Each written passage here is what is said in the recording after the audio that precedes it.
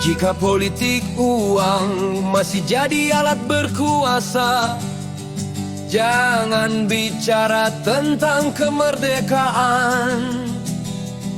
Jika TV jadi corong dan senjata kekuasaan, jangan bicara tentang kedaulatan.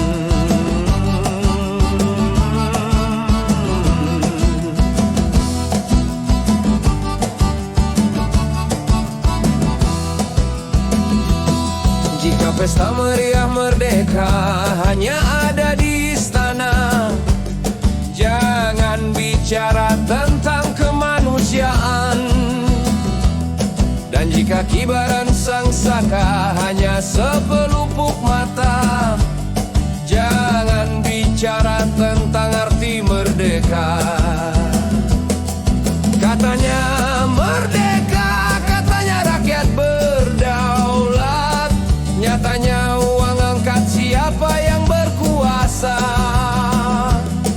Katanya merdeka, katanya negara adil, tapi kebenaran dibungkam di meja sidang. Merdeka, tapi penjara masih dipenuhi oleh mereka yang beda pemikiran.